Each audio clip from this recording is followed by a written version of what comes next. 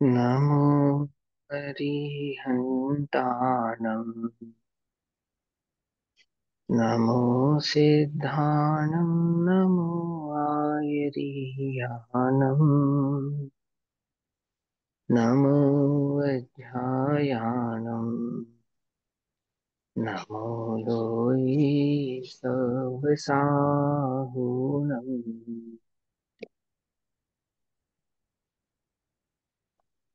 मङ्गलं भगवान् वीरो मङ्गलं गौतमो गणी मङ्गलं कुन्दकुन्दार्द्यो जैनधर्मोऽस्तु मङ्गलम् सर्वमङ्गल्यमाङ्गल्यं सर्वकल्याणकारकम् प्रधानां सर्वधर्माणां जैनं जयतु शासनम् सर्वव्यापीकचिद्रूप स्वरूपाय परात्मने उपलब्धि प्रसिद्धाय हाँ बेटा। ज्ञानात्मने नमः। हाँ, हमने कहा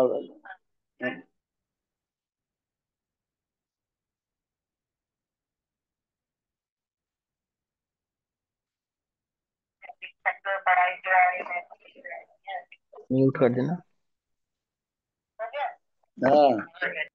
होस्ट कौन है, म्यूट कर दो। हमारी दोपहर कालीन कक्षा का विषय चल रहा है श्री प्रवचन सारजी प्रमागम। श्री प्रवचन सारजी प्रमागम में महाअधिकार ज्ञान तत्व प्रज्ञापन की चर्चा चल रही है, जिसके अंतर्गत दूसरे अधिकार ज्ञान अधिकार की चर्चा में गाथा नंबर 51 की चर्चा चल रही है। भाव यह है कि अब यह निश्चित होता है कि युगपत प्रवृत्ति के द्वारा ही ज्ञान का सर्वगत बना सिद्ध होता है। अर्थात क्षेपक्षम ज्ञान वो सर्वगत नहीं होता, और जो केवल ज्ञान है या शायिक ज्ञान है वही सर्वगत होता है। यह भाव इस गाथा में समझाया जा रहा है। गाथा टीका जो पढ़नी है वो तात्पर्यवृत्ति टीका पढ़नी है ना, तात्पर्यवृत्ति टीका। तो पहले गाथा पाठ पढ़ते हैं, पेज नंबर 128, गाथा नंबर 51। कालनिच विषमम तैलं सवत्थ संभवम चित्तम जुगुवं जानदिजोणम् अहो निनाणस्य माहप्पम् त्रैकालिक त्रैलोकवर्तिजो विविध विषम सब द्रव्यों को युगपत जाने ज्ञान प्रभु का यही ज्ञान महात्म्य अहो। केवल ज्ञान का यही महात्म्य है कि वह समस्त द्रव्य गुण पर्याय को एक साथ युगपत एक साथ जानता है। यह महात्म्य है। टीका है आचार्य जयसेन देव की टीका तात्पर्य वृत्ति। नहीं, तत् ये भी नहीं पढ़ी ना हमने, अभी तीन ही लाइनें पढ़ी थी सिर्फ, तत्व प्रदीपिका की तीन ही भी। तत्पर दीपिका की तीन ही है, चलो हाँ, पूरा कर तीन लेते हैं। लाइनें हुई थी सिर्फ। हाँ देख लिया मैंने, निशान लगा। तत्पर दीपिका पेज नंबर 128, आचार्य अमरचंद्र देव तत्पर दीपिका टीका। भाव है कि जो सब कुछ जानता है वह केवल ज्ञान है, और यह केवल ज्ञान का महात्म्य है। ये भाव समझाना है यहाँ पर। क्यों समझा रहे हैं ऐसा भाव? इसलिए समझा रहे हैं क्योंकि पिछली गाथाओं में छाइक सूक्ष्म ज्ञान भी सबको जाने ये भाव समझाया था। तो छाइक ज्ञान सब कुछ जाने ऐसा भाव समझाते समय कोई जीव ऐसा छल ग्रहण ना कर ले कि सब कुछ जानना अर्थात जैसे सर्वज्ञों का सब कुछ जानना है। तो गाथा नंबर 50 में ये समझाया कि जो सूक्ष्म ज्ञान होता है वह सब कुछ नहीं जानता है।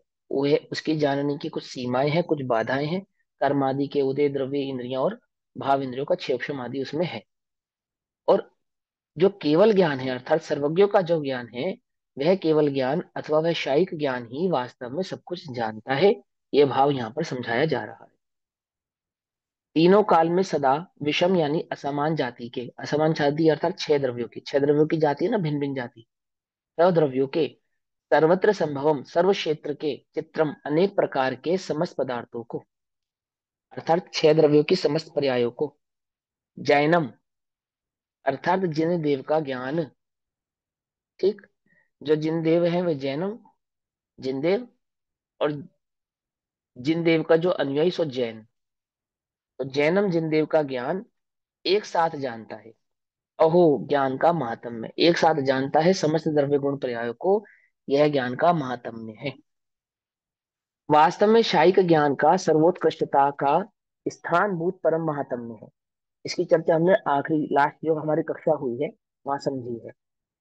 और जो ज्ञान एक साथ ही समस्त पदार्थों का अवलंबन लेकर प्रवृत्ति करता है, एक साथ ही समस्त पदार्थों का अवलंबन लेकर प्रवृत्ति करता है, अर्थात अवलंबन ऐसा अवलंबन नहीं जैसा सूक्ष्म ज्ञान का अवलंबन बतलाया था, अर्थात ज्ञेयार्थ परिणमन वाला अवलंबन नहीं।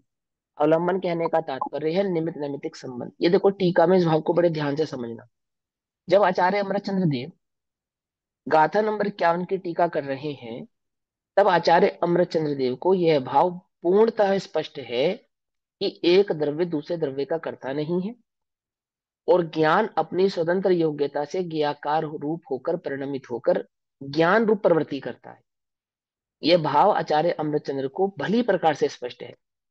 ठीक है ना। अन्य कई टीकाओं में आचार्य देव ने इस भाव को पूर्णतः भली प्रकार से स्पष्ट किया है, सर्वत्र स्पष्ट किया है। यह है ना। छह द्रव्यों की जो षटकारक आदि भाव है स्वतंत्र षटकारकता में, तो स्वतंत्र षटकारक में जब टीकाएं करी आचार्य अमृतचंद्र देव ने, तो उन षटकारक परिणामों को समझाते हुए ये स्पष्ट तो किया ही है। तो ऐसा तो नहीं है कि वो ये बात नहीं जानते कि ज्ञान पूर्णतः स्वतंत्र रूप से अपने ज्ञाकार को स्वयं बनाता हुआ अपनी योग्यता से उस ज्ञाकार का ज्ञाता होता है। ये तो बात उनको क्लियर है। तो भी उन्होंने क्या कहा टीका में? टीका में उन्होंने कहा जो ज्ञान एक साथ ही समस्त पदार्थों का अवलंबन लेकर प्रवृत्ति करता है ना। अवलंबन लेकर प्रवृत्ति करता है का अर्थात क्या है? वह जो ज्ञान ज्ञेय को जानता है, यहाँ अवलंबन निमित्त नैमित्तिक संबंध को कह रहे हैं, वहां ज्ञेयार्थ परिणमन वाला अवलंबन नहीं कह रहे हैं। जैसा जैसा छद्मस्त को अवलंबन होता है। छद्मस्त का अवलंबन कैसा होता है? छद्मस्त का अवलंबन उपयोग सहित होता है, अर्थात बाह्य में उपयोग का जाकर उस पदार्थ के प्रति अवलंबन लेना, उसको कहते हैं ज्ञेयार्थ परिणमन। ठीक है ना। लेकिन जो केवल ज्ञानियों का अवलंबन है, वो ज्ञेयार्थ परिणमन वाला अवलंबन नहीं है, क्योंकि केवल ज्ञान की तो ज्ञानार्थ परिणति है ना। तो भी वह ज्ञान ज्ञेय को जानता तो है ना। ज्ञान ज्ञेय को जानता तो है ना। ज्ञेय ज्ञान के जानने में आते हैं ना, क्योंकि ये तो केवल ज्ञान का महात्म्य है। ये तो केवल ज्ञान का महात्म्य है। तो उस ज्ञान और ज्ञेय के संबंध को, ज्ञान के संबंध को, आई बस समझ में, ज्ञान के संबंध को क्या कह रहे हैं यहाँ पर? अवलंबन कह रहे हैं। ठीक है ना। अर्थात ज्ञान ज्ञेय को जानता है अथवा ज्ञेय ज्ञेय जानने में आते हैं, ये ज्ञान। तो क्या कहते हैं? पदार्थों का अवलंबन लेकर प्रवृत्ति करता है। वह ज्ञान अपने में समस्त वस्तुओं के ज्ञाकार, वह ज्ञान क्या करता है? क्या करता है? वह ज्ञान अपने में समस्त वस्तुओं का ज्ञाकार, टंकोत्कीर्ण न्याय से, अर्थात जो अलग नहीं किया जा सकता। कैसा ज्ञाकार? जो ज्ञान से अलग नहीं किया जा सकता। तो ज्ञान से ज्ञाकार अलग नहीं किया जा सकता, उसको कहा टंकोत्कीर्ण न्याय। एक न्याय है ये। ठीक है ना। कितने प्रकार के न्याय होते हैं मालूम? कई प्रकार के न्याय होते हैं। कर्ता कर्म संबंधी न्याय होते हैं, ज्ञाता के संबंधी न्याय होते हैं, उत्पत्ति उत्पन्न संबंधी न्याय होते हैं, ऐसे कई प्रकार के न्याय होते हैं। तो क्या कहते हैं? एक न्याय कैसा है? टंकोत्कीर्ण न्याय। जैसे तात्कालिक न्याय आपने सुना होगा, ऐसे टंकोत्कीर्ण न्याय है ये, है ना। टंकोत्कीर्ण न्याय का क्या मतलब होता है? जब हम टंकोत्कीर्ण न्याय की बात करते हैं, अर्थात जिसको अलग नहीं किया जा सके, जिसका विघटन ना हो, जिसका एंड ना हो, समाप्त ना हो, जिसको मिटाया ना जा सके, उसको टंकोत्कीर्ण न्याय कहते हैं, है ना। तो ज्ञान में ज्ञेय कैसे बने हैं? ये ज्ञान में से ज्ञेयाकारों को, ध्यान से समझना, ज्ञान में से ज्ञेयाकारों को अलग नहीं किया जा सकता, ऐसा। ठीक। तो क्या वस्तुओं के ज्ञेयाकार टंकोत्कीर्ण न्याय से स्थित होने से जिसमें नित्यत्व प्राप्त किया है, जो सदैव रहने वाला है उन ज्ञाकारों के साथ। किन ज्ञाकारों के साथ सदैव रहने वाला है?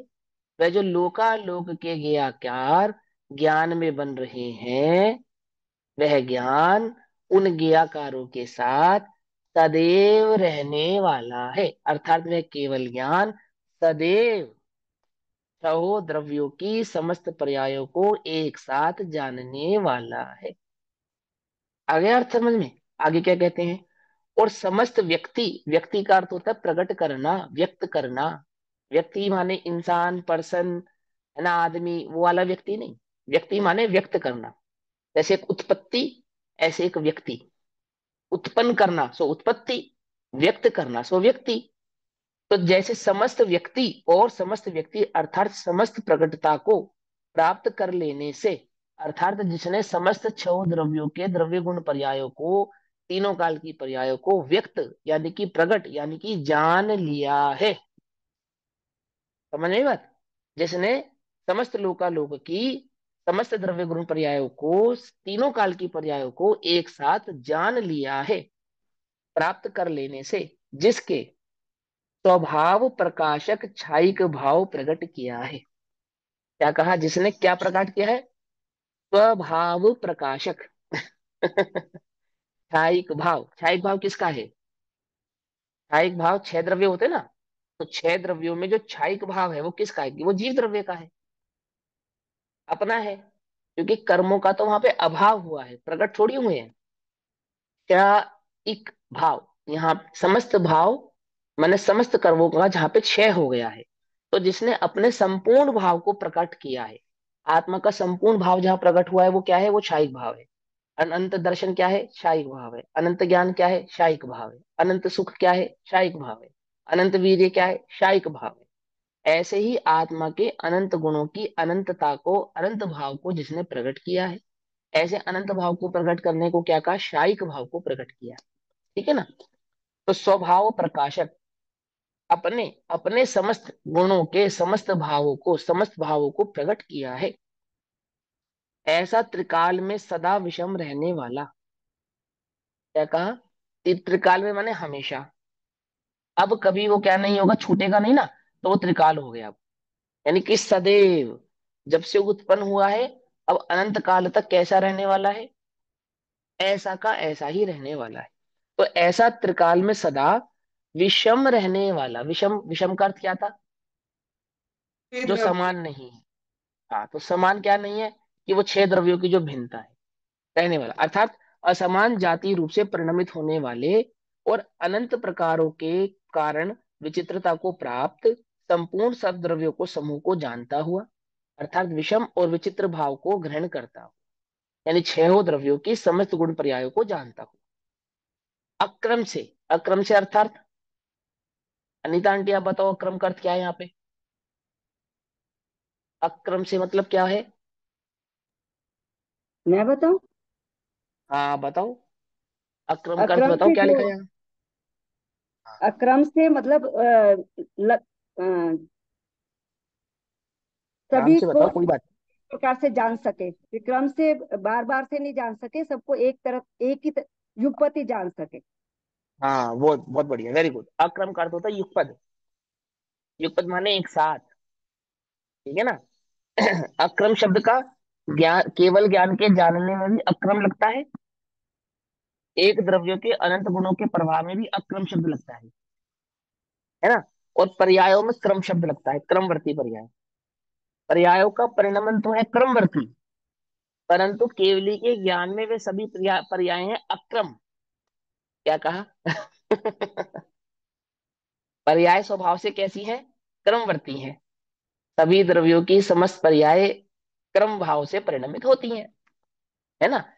बीत जाती है, उत्पन्न होती है और विनष्ट होती है और उत्पन्न होती है, ऐसे चलता है ना, क्रम चलता है। और केवली के ज्ञान में कैसी है? कि अक्रम भाव से स्थित है। अर्थात जो बीत गई है, जो अनुत्पन्न है और जो वर्तमान है, वे सभी वर्तमान वत ही हैं, अर्थात सभी की सभी एक साथ है। अक्रम से अनंत द्रव्य क्षेत्र काल भाव को प्राप्त होने से जिसने अद्भुत महात्म में प्रकट किया है, ऐसा सर्वगत ही है। कौन? वैषयिक ज्ञान। वैषयिक ज्ञान कैसा है?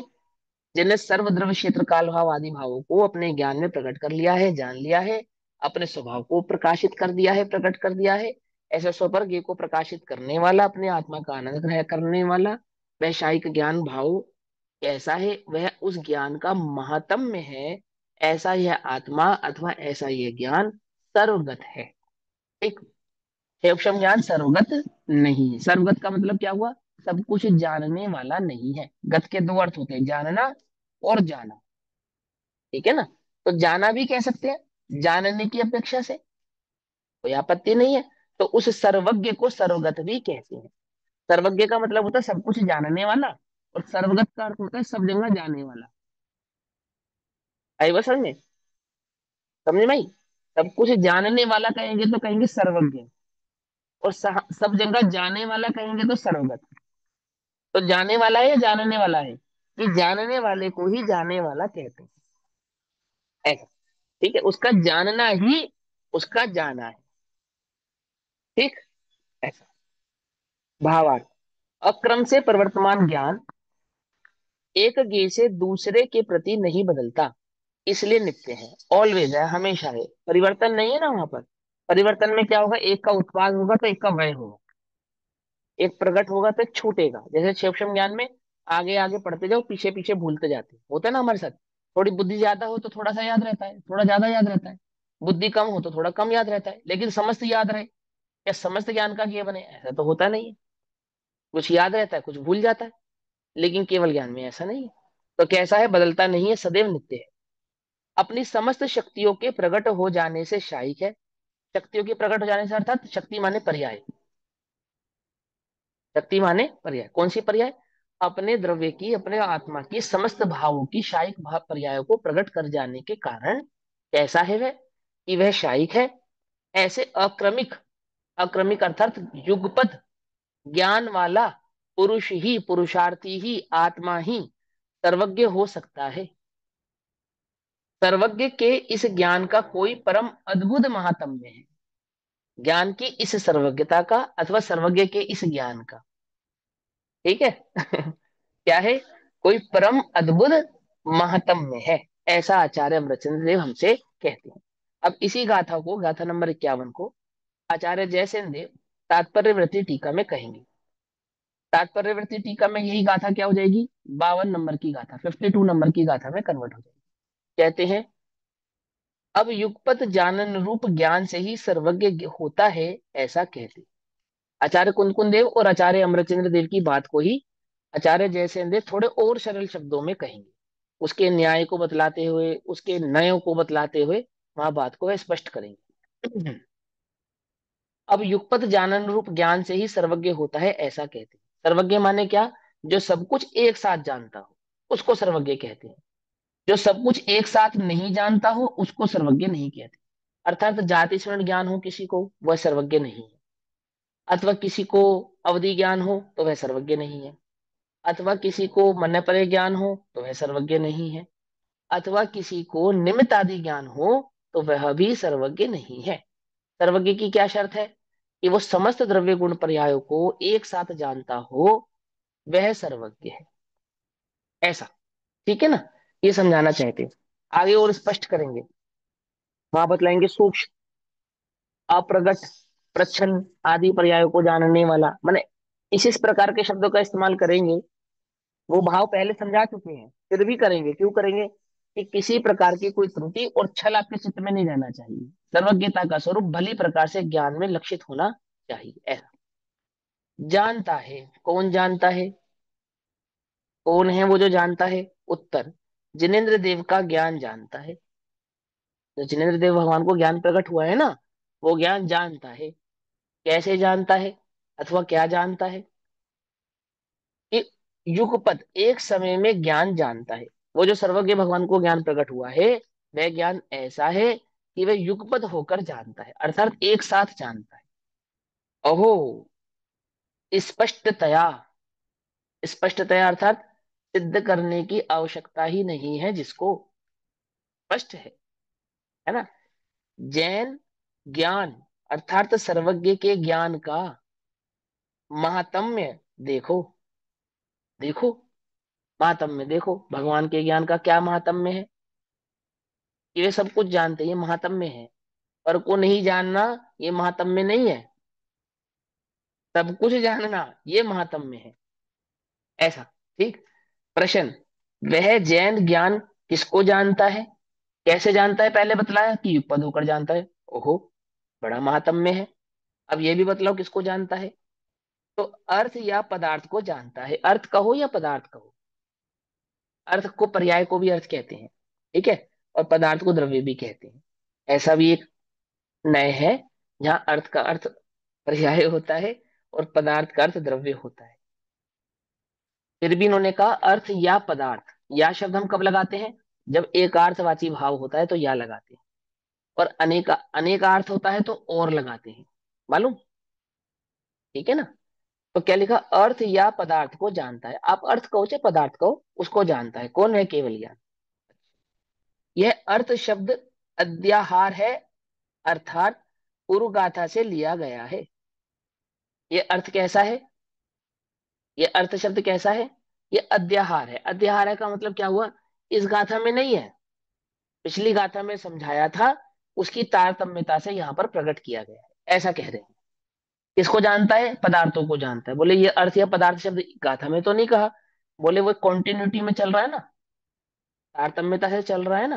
तो पिछली गाथा से समझो कि इस गाथा में किसके जानने की बात चल रही है। आई बात समझ में। अगर पिछली गाथा नहीं समझी होगी तो इस गाथा का अर्थ समझेंगे नहीं, समझ पाएंगे। तो क्या कहते हैं, तारतम्यता से समझो किसके जानने की बात कर रहे हैं, हम अर्थ के जानने की बात कर रहे हैं। वो अर्थ कैसा है, कि वो स्व और पर के भाव से दो प्रकार का है, जिसको स्वज्ञ और परज्ञ कहते हैं। ध्यान से समझो, ये चोट क्यों की जा रही है, क्योंकि पर को नहीं जानता है, कि संदर्भ में एक मान्यता है अपने चित्त में, उसका यहाँ पर आचार्य स्वयं निवारण कर रहे हैं। एक बार भी वो विवक्षा नहीं उठाई कि पर को नहीं जानता है की अपेक्षा क्या है। क्यों नहीं उठाई, क्योंकि उनको वह इस बात स्वीकार्य नहीं है। समझना बड़ी बात, ध्यान को। वो कहते हैं वो तो महात्म्य है, क्योंकि जानना बंद का कारण नहीं है। हाँ, जानने से बंद होता हो, अथवा जानने से कुछ कुछ उपलब्धि प्रकट ना होती हो, तो हम कहेंगे। लेकिन जब सुखाधिकार की चर्चा करेंगे ना, समझना ध्यान से, तब वहां पर एक भेद डालेंगे कि भले ही पर को जानता है, पर छद्मस्त को पर को जानने का विकल्प नहीं रखना चाहिए, क्योंकि वह पर को जानने से सुख आदि उत्पन्न होते नहीं है। और केवली भी जो पर को जानते हैं, वो पर उनके सुख आदि के कारण नहीं होते हैं। पर निषेध वहां पे भी नहीं करेंगे कि नहीं जानता है। समझे नहीं समझे, ध्यान से समझना। जानने के और भोगने के संदर्भ को समझने नहीं समझने के कारण, एक वेदन है और एक जानना है, दो चीजें हैं। एक जानना और एक वेदना। जो वेदना है वो आत्मा का प्रकाशक भाव है, जो जानना है वो स्वपर प्रकाशक भाव है। अब प्रकाशक और स्वपर प्रकाशक में क्या अंतर होता है ना। फिर से 39 शक्तियां आपको ध्यान दिलानी पड़ेंगी, तो आपको वह बात याद आएगी, समझ में आएगी, कि जब हम स्वपर ज्ञान के स्वपर प्रकाशक भाव की बात करेंगे, तो ज्ञान की सर्वज्ञता की बात करेंगे। और जब आत्मा अनुभूति की बात करेंगे, तो वहां प्रकाशक भाव की बात करेंगे। आई बस समझ में। जब आप 47 शक्तियों का विभाजन समझेंगे, तो वहां पे ज्ञान नाम का एक गुण है। ज्ञान नाम के तीन चार पांच गुण नहीं है। उस ज्ञान नाम के एक गुण की सर्व सामर्थ्य है, सर्वज्ञता रूप। ठीक। और वेदन सामर्थ्य है उसकी प्रकाशक रूप। प्रकाशक में क्या होता है, स्व संवेदनमय, अर्थात अपने आत्मा का अनुभव करना। लेकिन जानना कैसा, कि जानना समझ लो का लोक को। जैसे अभी मैं तुमको जान रहा हूं, मान के चलो तुम हॉस्पिटल में किसी मरीज से मिलने गए, और तुमने उस मरीज के दुख को देखा। देखा ना, चार लोग गए, तो चार लोगों ने, जो वास्तविक प्रकाशक है उनका, वो क्या है, कि यदि वे चारों स्वस्थ हैं, तो अनुभूति तो वे अपनी स्वस्थता की कर रहे हैं। लेकिन उस मरीज को जान रहे हैं या नहीं जान रहे हैं, बोलो। जान रहे हैं। मरीज के रोग को जान पा रहे हैं या नहीं जान पा रहे हैं, कि जान पा रहे हैं। और कदाचित किसी का चित्त थोड़ा करुणामय हो, सॉफ्ट तो हो सकता है कि उस मरीज की तकलीफ को देखकर कुछ तकलीफ आप भी महसूस करें। ऐसा भी हो सकता है ना। लेकिन आप अनुभव किसका कर रही हैं, अपनी स्वस्थता का या उस मरीज की अस्वस्थता का, ये बतलाओ आप। अपनी अनुभव स्व तो आप अपनी स्वस्थता का ही कर रहे हैं ना। और वो जो थोड़ा बहुत करुणा है ना, करुणा, वो राग का अनुभव है। क्या कहा, अपने अज्ञान का वेदन है। और वीतरागियों को क्या नहीं है, अज्ञान नहीं है, राग नहीं है। क्या कहा, कठोर है ना वीतरागी तो। कि समस्त लोक के दुखों को देखकर भी दुखी नहीं होते। ऐसे ना, वो तो वीतरागी भाई, एक इंद्रिय, दो इंद्रिय, तीन इंद्रिय नारकियों के दुखों को देखकर जानते हैं और दुखी नहीं होते। तो कैसे हुए, कठोर हृदय वाले हुए या नहीं हुए, बोलो। तो दूसरे क्योंकि का कुछ कर अपने ही नहीं ध्यान, सकते, पड़ा है हाँ अपन। वो ये कर ये नहीं सकते की बात ही नहीं है, लेकिन बात और भी है उसके अंदर, और गहराई छुपी है उस वीतरागता के अंदर। निर्मम निर्मम। हाँ हाँ, निर्मम है ना। निर्मम। कैसा है, वो जानते तो हैं, जानने में क्या अपराध है। लोक में भी थोड़ा सख्त हृदय वाला व्यक्ति हो, डॉक्टर, डॉक्टर है, मरीज की तकलीफ को जानता तो है, लेकिन वेदता तो अपने अपने स्वास्थ्य को ही है। ऐसा है या नहीं, बोलो। ऐसा ही है। क्या आपत्ति है जानने में। तो वहां सर्वज्ञता और प्रकाशक भाव, अब वो तो थोड़ा सा डिटेल में जब समझाएंगे तब समझाएंगे। अभी यहाँ जो समझाना चाहते हैं वो क्या कहते हैं, कि ये जो अर्थ शब्द है, ये हमने पिछली गाथा से लिया है, अर्थात उसकी तारतम्यता से यह भाव चला आ रहा है, इसलिए अध्याहार है, अर्थात पूर्व गाथा से लिया गया है। वे पदार्थ कैसे हैं जिन्हें ज्ञान जानता है। कैसे हैं वे पदार्थ, कि वे पदार्थ तीन काल विषयक, त्रिकालगत, अर्थात सर्वकाल या नित्य हैं। वे छह के छह पदार्थ कैसे हैं, नित्य है। पदार्थ की नित्यता कैसे सिद्ध की आपने, बोले उसकी तीन काल की पर्यायों से। इससे ये सिद्ध है, ये पदार्थ भूतकाल में था या नहीं था, कि था। भविष्य में होगा या नहीं होगा, कि है। और वर्तमान में है या नहीं है, कि हाँ है। ऐसे तीन काल की पर्याय उस पदार्थ की नित्यता को सिद्ध करती है। और वे केवल उस पदार्थ की नित्यता को, अर्थात तीनों काल की पर्यायों को जानते हैं। ऐसा, ठीक। पुनः किस विशेषता वाले हैं, और किस विशेषता वाले हैं, पुनः माने और किस विशेषता वाले हैं। उत्तर, समस्त हैं, अर्थात पुनश्च वे पदार्थ कैसे हैं। कोई एक आधा पदार्थ अपना पदार्थ, हम्म, समस्त है। समस्त है मतलब जितने भी हैं सब, कोई एक आधा छूट जाए ऐसा नहीं, समस्त, समस्त हैं। पुनश्च वे पदार्थ कैसे हैं। उत्तर, लोक में सर्वत्र संभव या विद्यमान है। जो लोक में कैसे हैं, सर्वत्र विद्यमान है, आलोक में विद्यमान नहीं है। कि आलोक में एक पदार्थ विद्यमान है ना, उसको भी जानते हैं, अखंड है, आकाश अखंड है, खंडित नहीं है। तो वह आकाश आलोक आकाश के साथ गर्भित हो गया है, उसमें वहां ऐसा भेद नहीं है कि वे लोकाकाश को तो जानते हैं और अलोकाकाश को नहीं जानते, क्योंकि अखंड है वो, एक बात। और बाकी अन्य पदार्थ कैसे हैं, कि सर्वत्र है, अर्थात तीनों लोकों में उपस्थित है, अर्थात लोक का कोई एक प्रदेश अथवा परमाणु ऐसा नहीं है जो केवली जानते नहीं हो, ऐसा कहना चाहते हैं। समस्त विद्यमान है। और किस रूप से, किस रूप है वे पदार्थ, अनेक प्रकार की जातियों के भेद से विचित्र रूप है। कोई एक ही पदार्थ है क्या वो, कि बोले नहीं, वे जाति भेद की अपेक्षा से छह प्रकार के हैं, संख्या पर की अपेक्षा से एक अथवा असंख्यात अथवा अनंत प्रकार के हैं, और पर्यायों की अपेक्षा से सूक्ष्म अथवा स्थूल अथवा समान असमान जाति पर्यायों की अपेक्षा से अनेक प्रकार के हैं। तो उनकी संख्या और पर्यायों की अपेक्षा से तो कहा विचित्रता, और उनकी जातियों की अपेक्षा से कहा विषमता। समझ में आई बात। वे पदार्थ कैसे हैं, कि विषम व वैचित्र्य भाव वाले हैं, ऐसा। इस प्रकार केवल ज्ञान ही सर्वत्र है, अर्थात केवल ज्ञान सबको जानता है, सब जगह है, अर्थात सबको जानता है। जैसे जैसे एक कहानी चलती थी ना, कि भगवान देख रहा है। तो नहीं, बचपन में कहानी स्कूल में पढ़ाते थे, मोरल एजुकेशन की स्टोरी है वो, कि एक चोर अपने बेटे को पहली बार चोरी करने के लिए ले जाता है खेत में, ठीक है ना। और बचपन से बच्चा थोड़ा धार्मिक होता है, और उसने अपनी माँ से सीखा होता है कि भगवान सब जगह है, सब देख रहा है। तो वो बच्चे को चोरी करने के लिए खेत में ले जाता है। वो बच्चे को खड़ा करता है एक मंदिर पर, और उसको कहता है कि अगर कोई देख रहा हो तो बताना। क्या कहता है? कोई देख रहा हो तो बताना। और वो खुद खेत में उतर के जैसे ही बाल काटने लगता है, तो बच्चा कहता है पिताजी कोई देख रहा है। क्या कहता है? पिताजी कोई देख रहा है। पिता कहता है कौन देख रहा है, कहाँ देख रहा है? वो उठ के एकदम से बाहर आता है, कोई नहीं नजर आता। ये कौन देख रहा है, कहाँ देख रहा है? कोई देखे तो बताना।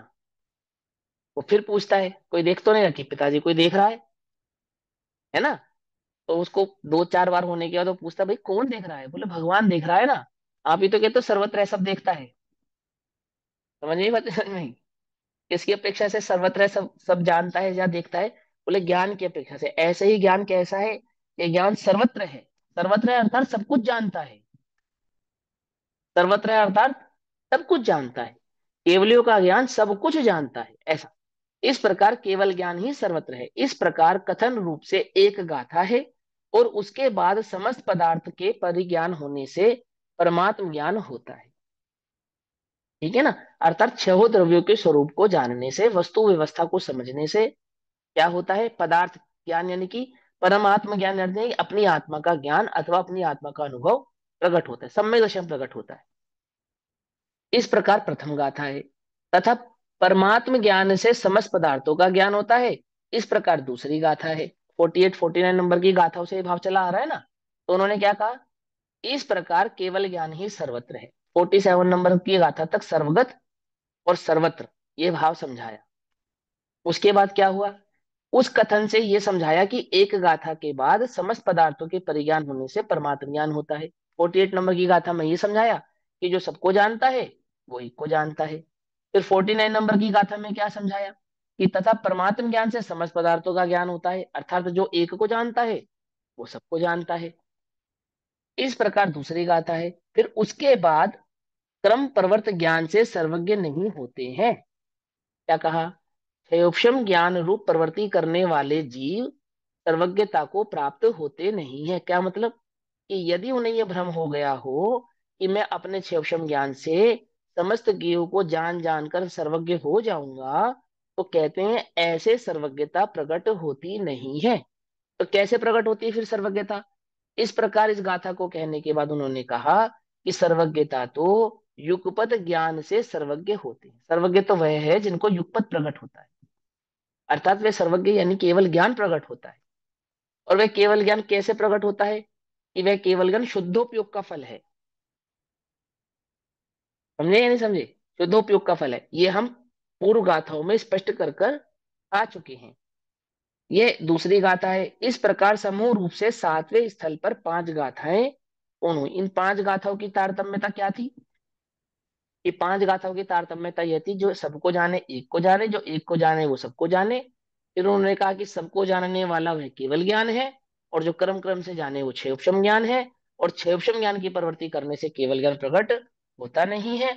ये सारा भाव यहाँ पर इन सात गाथाओं में स्पष्टता जो मुनिराजों ने, बोर्ड में लिखा आचार्य हुआ है देव ने वो नहीं समझाई। पढ़ा आपने, हिंदी में है वो भी। क्या? बोल्ड में जो लिखा हुआ है 7 8 लाइनें, ये छोड़ दिया आपने। हिंदी में है ये ऊपर भी। की रह गई क्या? अच्छा, ऊपर की लाइनें रह गई, ठीक है, कोई बात नहीं। पीछे से 3 लाइनें। हाँ कोई बात नहीं, मैं ले लेता हूँ। जीवों के चित्त को चमत्कृत करने वाला, अच्छा ये रह गया भाव, कोई बात नहीं।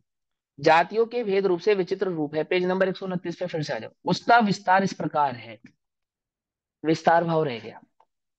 युगपद समस्त पदार्थों को ग्रहण करने वाले, जानने वाले ज्ञान से सर्वज्ञ होते हैं। समझे बात? ज्ञान से सर्वज्ञ होते हैं कहने का तात्पर्य यह है कि वह ज्ञान सर्वज्ञ कहलाता है, जो ज्ञान समस्त पदार्थों को एक साथ जानता है। ये अर्थ है इसका। ऐसा मत समझना कि उस ज्ञान से सर्वज्ञ होते हैं, यानी सर्वज्ञपना अलग हो गया और वो ज्ञान अलग हो गया। क्या अर्थ है इस लाइन का? कि सर्वज्ञ तो उसको कहते हैं, अर्थात सर्वज्ञों का ज्ञान तो उस ज्ञान को कहते हैं जो सभी पदार्थों को एक साथ जानता हो। ऐसा। ऐसा जानकर क्या करना चाहिए? कि ऐसा जानकर, उत्तर सुनो, ज्योतिष, ज्योतिषों को क्या नहीं समझना चाहिए? सर्वज्ञ नहीं समझना चाहिए। जब आचार्य जयसेन देव थे ना, तो आचार्य जयसेन देव जिस समय ये टीका लिख रहे थे, उस युग में, वो युग मंत्रवादियों का युग था।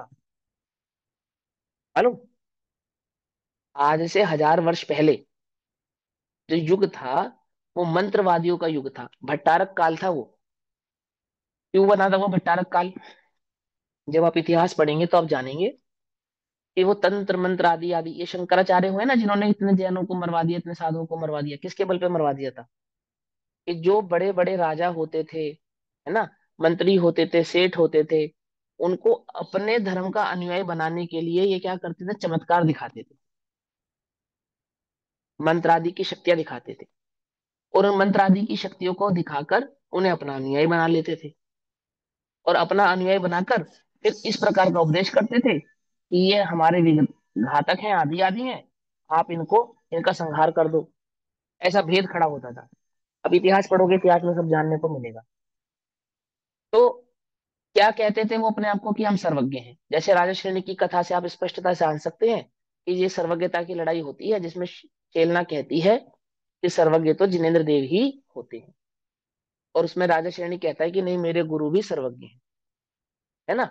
और उन दोनों की इस झगड़े में फिर ये फैसला होता है कि कोई बात नहीं, आपके सर्वज्ञ गुरु को आप अपने भोजन के लिए राजमहल में बुलाएं।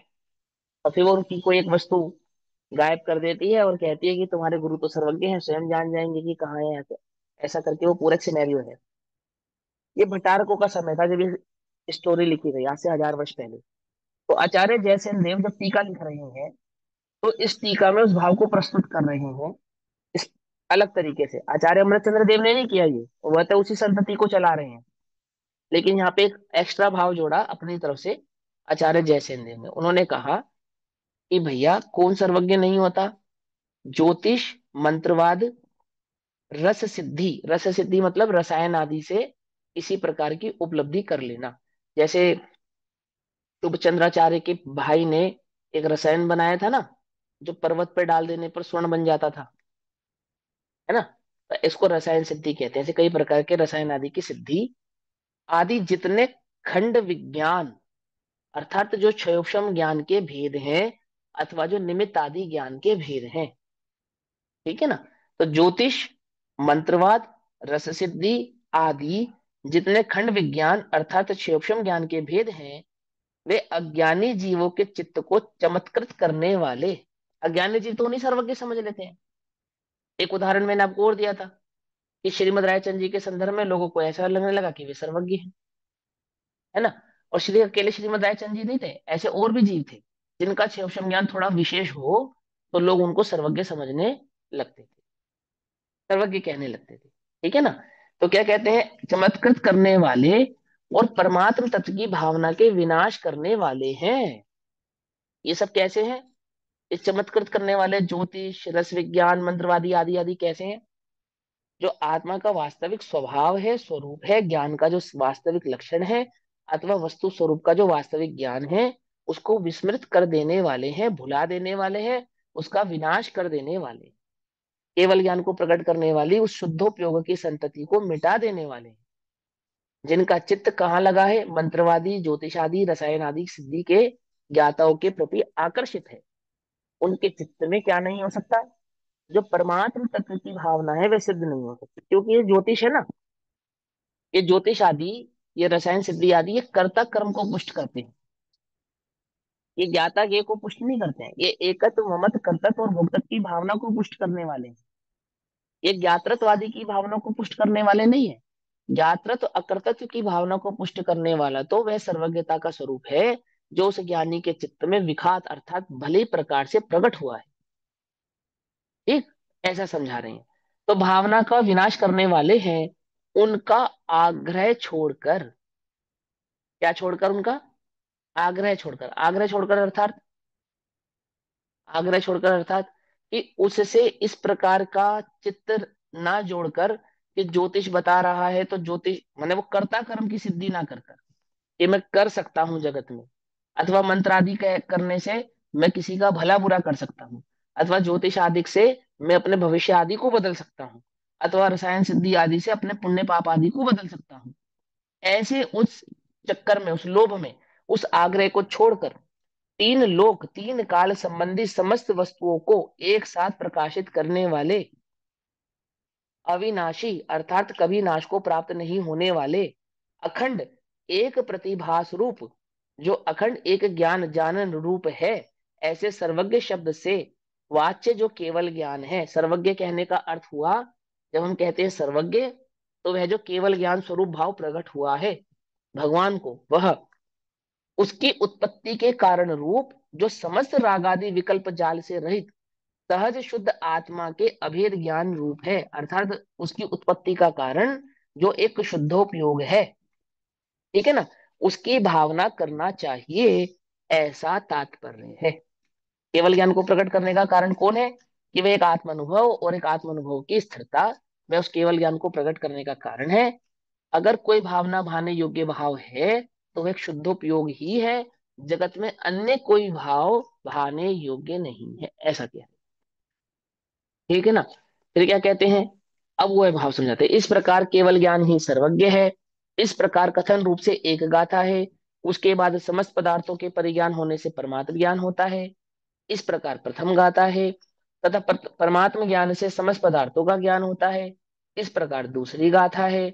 उसके बाद कर्म प्रवृत्त ज्ञान से सर्वज्ञ नहीं होते हैं, इस प्रकार फिर एक और गाथा है। और फिर युगपद ज्ञान से सर्वज्ञ होते हैं, इस प्रकार दूसरी गाथा। ऐसे दो दो गाथाओं के तीन जोड़े प्लस एक गाथाओं के, ऐसे सात गाथाओं के समूह रूप पांच गाथाएं, ऐसे सातवें स्थल पर पांच गाथाएं पूर्ण होती हैं। दो दो प्लस एक, पांच गाथाओं का जोड़ा इस प्रकार से कंप्लीट होता है। अब गाथा नंबर 52, 52 नंबर की गाथा पे आते हैं, पेज नंबर 130। क्या कहते हैं, अब ज्ञानी के अर्थात जिसको केवल ज्ञान प्रकट हुआ है उस ज्ञानी, ठीक है ना। तो लिखा केवल ज्ञानी आत्मा के। अब ज्ञानी के अर्थात केवल ज्ञानी आत्मा के ज्ञप्ति क्रिया का सद्भाव होने पर भी, क्या कहा, ज्ञप्ति क्रिया, दो प्रकार की क्रिया समझाई थी, एक समझाई थी उत्पत्ति क्रिया, एक समझाई ज्ञप्ति क्रिया, है ना। और भी प्रकार की क्रियाएं होती हैं, और भी क्रियाएं होती हैं, ठीक। तो यहाँ पे ज्ञप्ति क्रिया का मतलब क्या होता है, ज्ञान की जो जानन रूप परिणति है उसको ज्ञप्ति क्रिया कहते हैं। वह ज्ञप्ति क्रिया कैसी है, कि स्व और पर दोनों को जानने वाली है। साधारण भाषा में क्या कहे, ज्ञान के जानने के स्वभाव का नाम ज्ञप्ति क्रिया है। क्रिया कहने से कोई कर्ता कर्म की सिद्धि है नहीं, सहज परिणमन है वो उसका, ऐसी सहज पर्याय है। क्रिया का एक अर्थ पर्याय भी होता है। क्या कहा, क्रिया का एक अर्थ क्या होता है, पर्याय भी होता है, परिणमन भी होता है, कार्य भी होता है, ठीक है ना। तो क्या कहते हैं, ज्ञप्ति क्रिया यानी कि ज्ञान की पर्याय। क्या है ज्ञान की पर्याय, जानन रूप। तो केवल ज्ञान की पर्याय कैसी है, वो जानन रूप है। तो ऐसी जानन रूप पर्याय होने पर भी, उसका सद्भाव होने पर भी, उसके क्रिया के फल रूप बंध का निषेध करते हुए उपसंहार करते हैं। क्या कहा, जानने की क्रिया से बंध नहीं होता है, इसका उपसंहार करते हैं फिर। समझ में आई बात, केवल ज्ञानार्थ परिणमन से बंध नहीं होता। फिर से बतला रहे हो, क्यों क्यों बतला रहे हो आप फिर से हमें ये बात, क्यों बतला रहे हो, कि तुम्हें पूर्णतः समझ में नहीं आई है, ऐसा हमारा चित्त कह रहा है। इसलिए हम तुम्हें फिर समझाना चाहते हैं कि भली प्रकार से समझ लो, कोई गलती नहीं करना। होता ना कई बार, जब हम अपने बच्चों को कोई बात समझाते हैं, तो एक बात कई तरीके से रिपीट करके समझाते हैं, कई तरीके से समझाते नहीं समझाते। जैसे एक बार साधारण तरीके से कह दिया, भैया तुम पहली बार बाहर घूमने जा रहे हो, तो ज्यादा अनजान लोगों से दूर रहना, इतना कह दिया। फिर क्या कहते हैं, कोई कुछ खाने को दे तो खाना मत, ऐसा भी कह देते हैं, है ना। फिर आगे क्या कह देते हैं, कि अगर किसी चीज की आवश्यकता भी पड़े तो किसी ऐसे व्यक्ति से ही पूछना जिस पे थोड़ा भरोसा किया जा सके, अगर किसी पे भरोसा मत कर लेना, है ना, ऐसा भी कह देते हैं। कोई सस्ता माल बेचता हो तो चक्कर में मत पड़ना, ऐसा भी कह देते हैं। अब तुमने कह तो दिया कि अनजान व्यक्ति से संपर्क मत करना, लेकिन तुम क्या गलतियां कर सकते हो, क्या क्या गलतियां कर सकते हो, अनुभव है ना, बाहर घूमने का, बाजार में जाने का अनुभव है ना। तो उस अनुभव में क्या क्या हो सकता है, वो क्या क्या भाव सारे प्रकट करते हैं उनके समक्ष।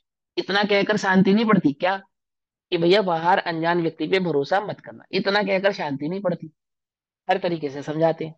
खाना मत, उठना मत, बैठना मत, बातों में मत आना, सस्ती चीज के चक्कर में मत आना, आदि आदि। अपने काम से काम रखना, ऐसा भी कहते हैं। ऐसा भी कहते हैं ना, कोई बात हो भी जाए तो मौन रहना, है ना। ऐसे कई प्रकार से समझाते हैं। अब ऐसे यहाँ समझा रहे हैं कि जानन क्रिया बंध रूप, बंध का कारण नहीं। उपसंहार करते हैं, केवल ज्ञानी आत्मा के जानने की क्रिया होने पर भी बंध नहीं होता, यह कहकर ज्ञान अधिकार पूर्ण करते हैं। अब यहाँ ज्ञान अधिकार को पूर्ण करते हैं, अर्थात अंतिम बात कहते हैं ज्ञान अधिकार के संदर्भ में, क्या, कि जानना बंध का कारण नहीं है, इसीलिए जानने के भय से अतिक्रांत मत हो। जानने का निषेध मत करो, लेकिन सुख अधिकार में ये भी कहेंगे कि पर को जानने की चेष्टा मत करो। वो भी कहेंगे। लेकिन पहले तुम ये तो समझ लो कि जानना बंद का कारण नहीं है। सबसे पहले ये त्रुटि दूर करो कि जानने से बंद हो जाता है, कि जानने से बंद नहीं होता है। और जिन्हें ऐसा लगता है कि जानना बंद का कारण है, वे ही इस बात पे दम लगाना चाहते हैं कि आत्मा पर को जानता नहीं। क्या कहा, बोले इसका जोर मत दो, बंधन जानने से बंद नहीं होता है, अपना मानने से बंद होता है, उपयोग की अशुद्धता से बंद होता है, अस्थिरता बंद का कारण है। पर द्रव्य को अपना मानना ये बंध का कारण है, पर द्रव्य को जानना ये बंध का कारण नहीं है। जानने की चेष्टा करना ये बंध का कारण है। क्या कहा, जानने की चेष्टा करना ये क्या है, ये ज्ञार्थ परिणमन है कि मैं जानूं। और सहज जानने में ज्ञान ये संबंध है, तो वह बंध का कारण नहीं है। सहज जानने में आता है तो आता है। समझ नहीं बात। ऐसा देखो क्या कहते हैं, गाथा नंबर 52, 52 नंबर की गाथा। न विपरिणम दिन गृहणति, उपजदीनेव तेषु अर्थेषु। कर्ता क्रम अधिकार समय सारजी में भी एक भाव, कर्ता के तीन प्रकार के कार्य होते हैं, कर्ता तीन प्रकार से माना जाता है ना। वह भाव यहाँ पर आएगा। न विपरिणम दिन गृहणति, उपजदीनेव तेषु अर्थेषु। जाननवीते आदा अबंध गौतेन पन्नतौ। ज्ञान जानता सब द्रव्यों को, किंतु गे में कभी ना हो। अर्थात गे मैं ना कभी हो का अर्थ क्या होता है, गे आसक्त नहीं होता, गे लुब्ध नहीं होता, गे आक्रांत नहीं होता। समझ में बात, उसको कहते हैं गे मैं। भैया, गे मैं नहीं नहीं, होता, हाँ। नहीं गे कृत किंचित अशुद्धि, सहज हाँ स्वच्छ नहीं गे कर, ये भी, हाँ ये भी है। हाँ, गे हाँ। मैं नहीं होता का मतलब गे परिणमे, से अशुद्ध, देखो सुनो। परिणमे, अब बोलो बोलो, है क्या परिणाम है क्या। परिणमे जो हमने वो वाला पॉइंट किया था, ना परिणमता, ना उत्पन्न होता, ना ग्रहण करता, वही वाला पॉइंट हाँ है। हाँ हाँ, वही पॉइंट आएगा। पहली लाइन का मतलब समझो, जो पहली वाली लाइन है, ज्ञान में गेकृत अशुद्धता नहीं होती है, तो एक अलग बात होगी, ज्ञान में गेकृत अशुद्धता नहीं है। लेकिन बात यह है, कह रहे हैं कि ज्ञान जानता सब द्रव्यों को, सब द्रव्यों को जानता है ना, तो बोला हाँ जानता है। लेकिन ज्ञेय के अनुसार वह परिणमन नहीं करता, अर्थात ज्ञाक्रांत नहीं होता, ज्ञासक्त नहीं होता, ज्ञलुब्ध नहीं होता, होता नहीं। ज्ञकृत अशुद्धि, अशुद्धि उसमें नहीं आती है, या ज्ञान का परिणमन ज्ञेय के अनुसार नहीं होता।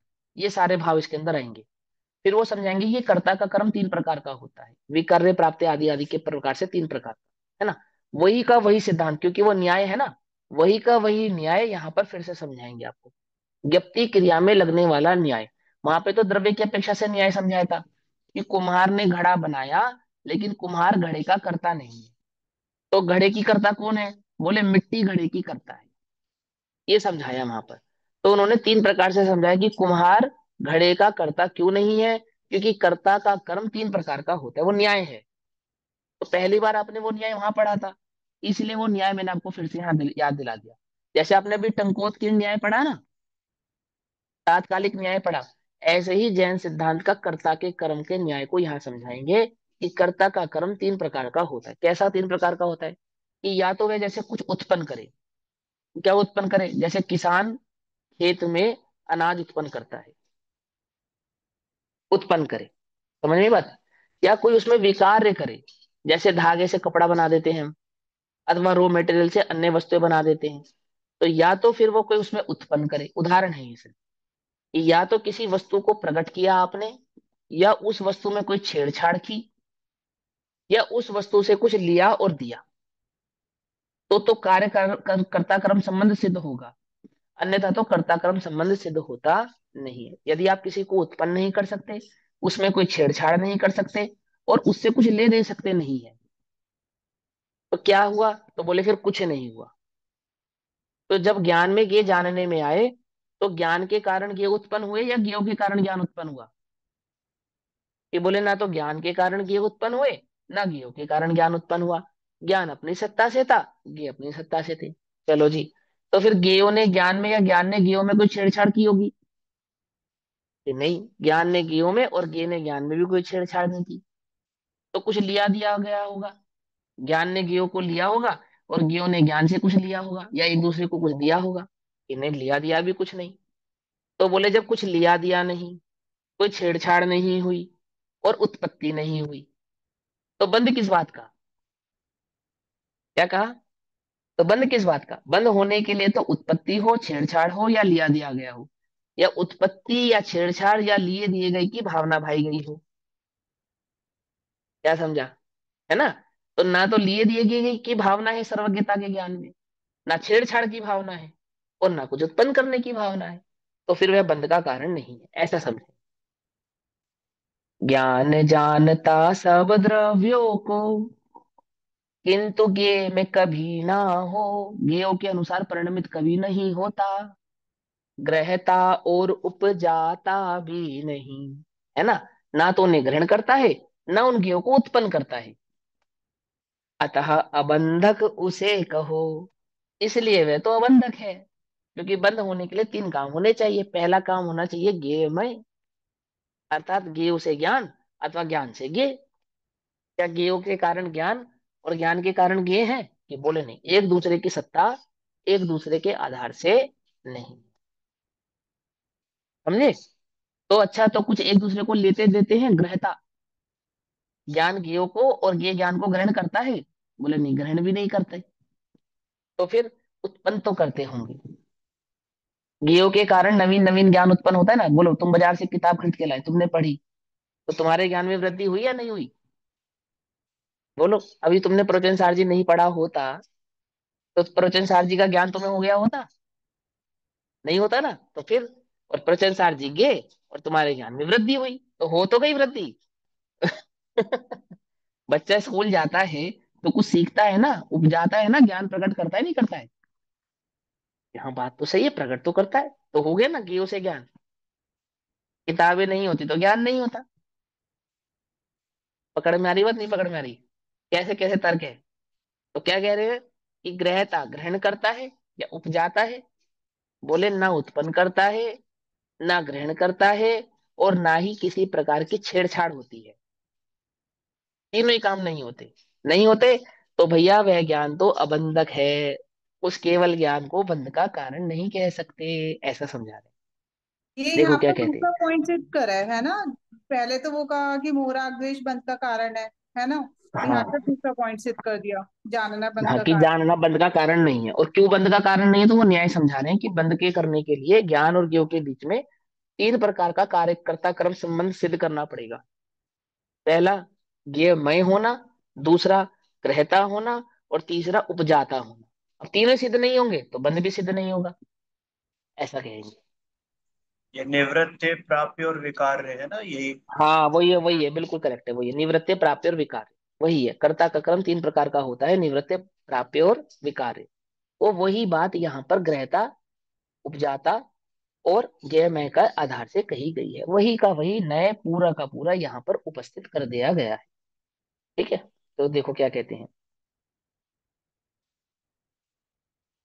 आगे। ज्ञान तत्व प्रज्ञापन की गाथा 43 भी कोट की गई है टीका में, है ना? देखो क्या कहते हैं, सुनो यहाँ पर। केवल ज्ञानी आत्मा तान जानन अपि, पदार्थों को जानता हुआ भी, वो सर्वज्ञता की अपेक्षा से कह रहे हैं। क्योंकि ज्ञात परिणमन में पर को जानने पर छदमस्त को तो बंध है, इसलिए यहाँ पे केवल ज्ञान की अपेक्षा से समझा रहे हैं। क्या समझे? नहीं समझे? देखो मैं समझाता हूँ। जैसे मैं तुमको जान रहा हूँ, तो मुझे बंध हो रहा है या नहीं हो रहा है?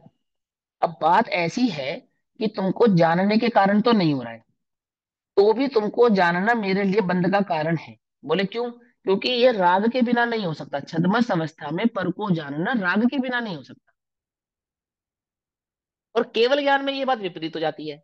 वहां पर को जानना तो होता है और राग नहीं होता है। इसलिए जानना बंध का कारण नहीं है। ये केवल ज्ञान की अपेक्षा से तो पूरा स्पष्टता तुमको समझाएंगे, फिर छद्मस के ज्ञान में भी समझाएंगे कि वास्तव तो इस 43 नंबर का गाथा का यहाँ पे जो रेफरेंस दिया ना, वो इसीलिए दिया कि वहां पे वो बात समझाई है कि छद्मस को भी बंध जानने के कारण नहीं होता है।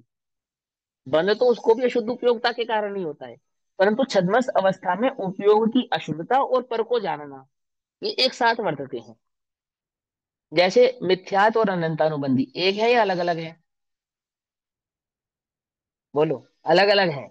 मिथ्यात्व तो दर्शन मोह की भावना है, अर्थात दर्शन मोह का भेद है। और अनंतानुबंधी चारित्र मोहिनी का भेद है। अरे बस समझ में। लेकिन अविनाभावी होने के कारण वहां मिथ्यात्व और अनंतानुबंधी एक ही मत में खड़े हो जाते हैं। ऐसे ही यहाँ जानना तो बंध का कारण ना मेरे लिए है ना सर्वज्ञ को है। लेकिन यहाँ स्थिति में क्या है, यहाँ जो ज्ञेयार्थ परिणमन और पर को जानना अर्थात राग रूप पर को जानना छद्मस अवस्था में अविनाभावी संबंध के रूप में प्रयुक्त होते हैं, प्रवृत्ति करते हैं। आई बस समझ में। और हाँ। इसीलिए छद्मस अवस्था में पर को जानते जानते केवल ज्ञान प्रकट नहीं कर सकते आप। केवल ज्ञान प्रकट करने के लिए शुद्धोपयोग चाहिए। और उस शुद्धोपयोग में क्या है कि पर को जानना गौण है, क्योंकि सपर प्रकाशक स्वभाव का अभाव थोड़ी जानने वाला है। पर को जानना तो रहेगा, परंतु पर को जानना गौण है। वहां पे अनुभूति स्वरूप एक भगवान आत्मा अपने निज चैतन्य भगवान आत्मा ही जानने में आता है और अपना ही आत्मा का अनुभव होता है। दोनों बात वही यहाँ ऐसी होती है छद्मस अवस्था में। तो इसलिए अबंध के स्वभाव को समझाते हुए या सर्वज्ञता के उदाहरण से आपको स्पष्ट करेंगे। ठीक। और फिर आपको भी ये तसल्ली दिलाएंगे कि घबराओ मत, तुम्हारा जानना भी बंध का कारण नहीं है। ये भी तसल्ली तुमको कराएंगे। लेकिन ये भी समझाएंगे कि इसका अर्थ ये नहीं है कि पर को जानते रहो। ये अर्थ भी इसका नहीं है, ये भी समझाएंगे। ठीक। हाँ मोहित भैया क्या पूछना है, बोलो। एक गे से दूसरे गे में जब ट्रांसफर होगा ज्ञान, तो वो बिना राग के हाँ। हो ही नहीं सकता। नहीं हो सकता। अस्थिरता है वो अस्थिरता है। ठीक है ना, उसके बिना नहीं हो सकता। ऐसे यहाँ समझा रहे। अब ऐसे तो समय हो गया, लेकिन मैं ये इसका जो अन्वयार्थ है वो पूरा कर लेता हूँ। केवल ज्ञानी आत्मा पदार्थों को जानता हुआ भी, सहज है वो परिणति, जानता हुआ भी क्रिया नहीं है। मैंने जानता हुआ भी कहने का मतलब वो कर्तव्य रूप जानता हुआ भी नहीं। सहज परिणमन ऐसा है कि केवल ज्ञान में सहज ज्ञान ये संबंध ऐसा होता हुआ भी उस रूप परिणमित नहीं होता। अर्थात केवल ज्ञान ज्ञात परिणमन करता नहीं है, ज्ञेयों के अनुसार परिणमित होता नहीं है, अथवा ज्ञेयों के अनुसार केवल ज्ञान में कोई भाव या भावना प्रकट होती नहीं है। उन्हें ग्रहण नहीं करता, अर्थात वह ज्ञेयों को ग्रहण नहीं करता है। और उन पदार्थों के रूप से में उत्पन्न नहीं होता है। अर्थात केवल ज्ञान में कोई नवीन वृद्धि अथवा उत्पत्ति हो जाती हो ज्ञेयों के कारण, तो ऐसा भी होता नहीं है। इसलिए उसे उसे अर्थात उस केवल ज्ञान को अबंधक कहा है। अर्थात सर्वज्ञता का सबको जानना वह बंध का कारण नहीं है। जिन्हें ये छल हो कि जानने से बंध होता है, तो उन्हें इसका निराकरण उपसंहार यानी कि निराकरण करते। अब इस भाव को आचार्य अमृतचंद्र देव टीका के आधार से कहेंगे। सो समय हुआ, उसकी चर्चा हम समय अनुसार करेंगे। तब जी तक के लिए सभी सर, को जय ये जिनेन्द्र। अनंतानुबंधी प्रकृति है वो द्विघाती है क्या? मिथ्यात्व का भी घात करती, चारित्र का श्रद्धा का भी, और चारित्र का घात करती। सर्वघाती है तो सर्वघाती में सबका घात हो गया। चारित्र का भी घात करती है और दर्शन मोहिनी का भी घात करती है। ठीक है ना, सर्वघाती प्रकृतियां जो हैं वो सबका ही घात करने वाली प्रकृतियां हैं। जी। ठीक है। हालांकि अगर कर्णान्यु की अपेक्षा से समझें तो अनंतानुबंधी को द्विघाती कहा है बस। सर्वघाती तो है ही, लेकिन द्विघात की अपेक्षा से यानी श्रद्धा के भी घात और चारित्र का भी घात करने की अपेक्षा से सिर्फ अनंतानुबंधी को माना गया है। और अप्रत्याख्यान प्रत्याख्यान आदि को श्रद्धा का घातक नहीं माना गया है। ठीक है ना। तथापि जो अनंतानुबंधी है उसको श्रद्धा का घातक इसलिए कहा गया है क्योंकि मिथ्यात और अनंतानुबंधी में अविनाभावी संबंध है। एक बात। अब एक विवक्षा ऐसी भी है जो ये कहती है कि अनंतानुबंधी श्रद्धा की घातक नहीं है। अगर अनंतानुबंधी श्रद्धा की घातक होती तो तीसरे गुण स्थान का जन्म नहीं हो सकता था। तीसरे गुण स्थान की उत्पत्ति कैसी है? है मिश्र मिश्र सम्यक मिथ्यात्। सम्यक मिश्र है। मिथ्यात् और प्रकृति का और उदय आता है तो और और दूसरे नंबर के गुण स्थान में साधन। अनंत अनुबंधी का उदय। तो उन दो प्रकृतियों में मिथ्यात्व का सद्भाव नहीं माना जाता। यानी कि दूसरे गुण स्थान में और तीसरे गुण स्थान में मिथ्यात्व का सद्भाव तो नहीं है, परंतु अनंत अनुबंधी का सद्भाव है। समझे? तो वो भले ही समयों का है और नियम से वो जीव गिरने वाला है, मिथ्यात्व में जाएगा ही जाएगा, तथापि एक समय भी सही, पर ऐसा तो आता है ना जब अनंतानुबंधी तो होती है पर मिथ्यात्व नहीं होता, है ना? तो उस अपेक्षा से उनको उनमें भेद भी है।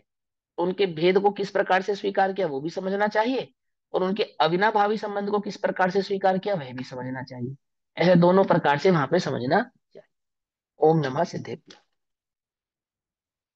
निज निधि निज में बता यह अनंत पुकार, उसके लिए जिनवाणी माँ को वंदना शत